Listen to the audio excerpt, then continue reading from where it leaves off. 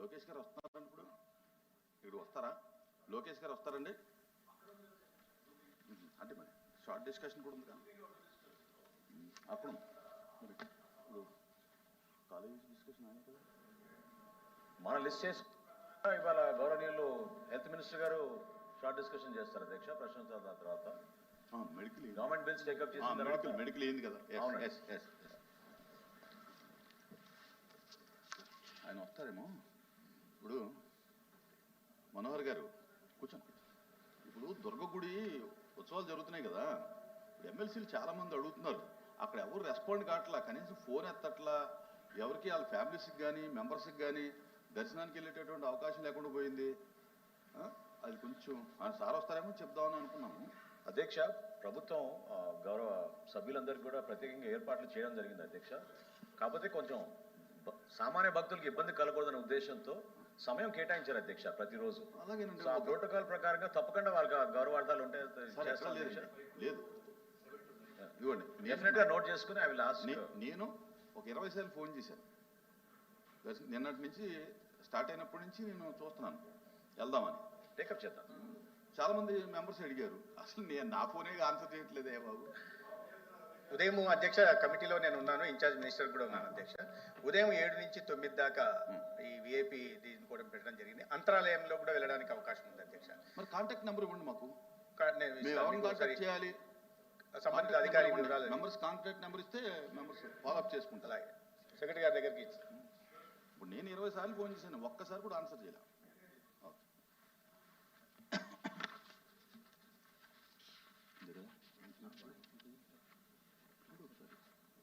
Last మినిట్లో ఇచ్చేలాగా ఉంటుంది. రాష్ట్రంలోని నిరుద్యోగ యువతకు నిరుద్యోగ వృత్తి విడుదల, ఉద్యోగాల కల్పన గురించి చర్చించడానికి సభ్యులు శ్రీ రమేష్ యాదవ్ రాజగొల్ల, శ్రీ కౌరు శ్రీనివాస్, శ్రీ బొమ్మి ఇజ్రాయెల్ ఇచ్చినటువంటి వాయిదా తీర్మానం తిరస్కరించడమైనది. ప్లీజ్ ప్లీజ్ ప్లీజ్ నా paper include in the list of business a deemed to have been laid on the table.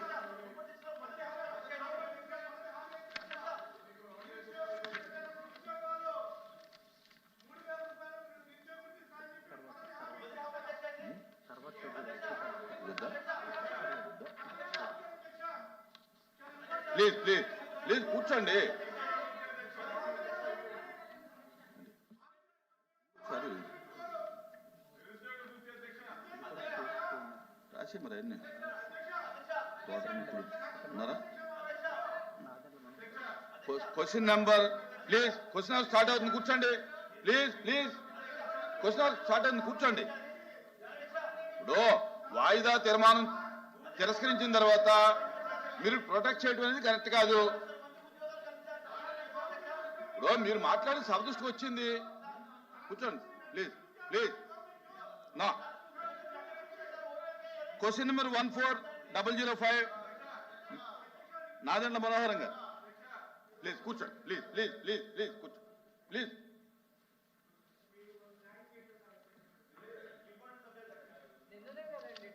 న్యాయం చేయడం అంటే మీరు అడిగిందల్లా న్యాయం అనుకోకూడదు.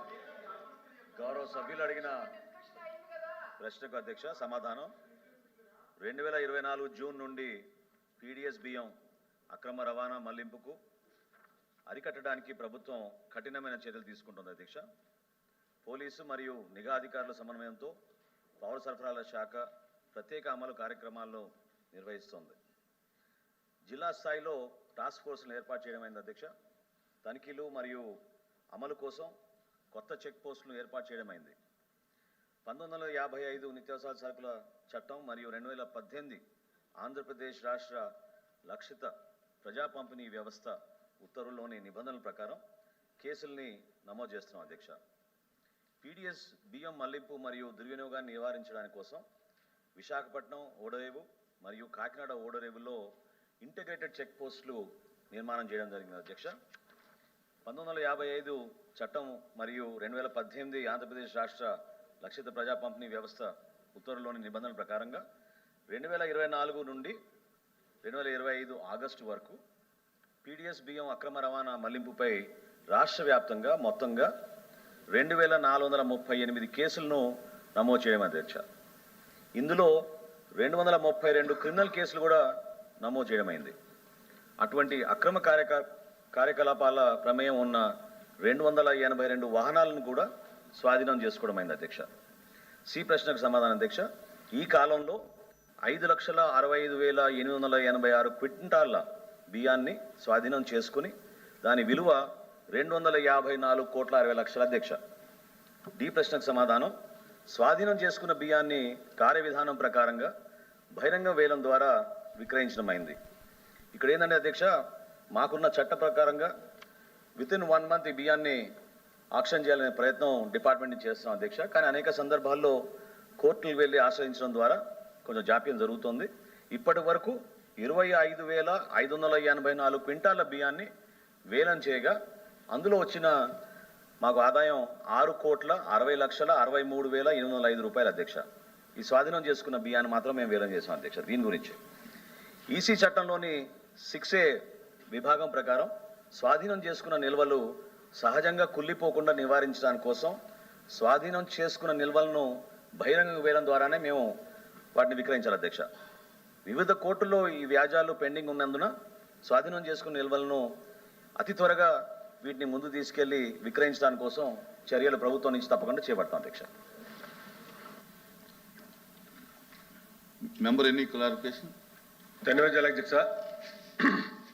ఏదైతే ఈ ప్రజా పంపిణీ వ్యవస్థ ద్వారాగా సబ్సిడీ ద్వారాగా పేద ప్రజలకి అందవలసినటువంటి బియ్యం ఈ రేషన్ షాపుల డీలర్లు, ప్రభుత్వ ఉద్యోగులు, కొంతమంది మాఫియా కుమ్మక్కయ్యి కొన్ని వేల టన్నులు మెట్రిక్ టన్నుల బియ్యాన్ని ఈ రాష్ట్రం నుంచి ఇతర రాష్ట్రాలకి తరలించేస్తున్నారు అధ్యక్ష.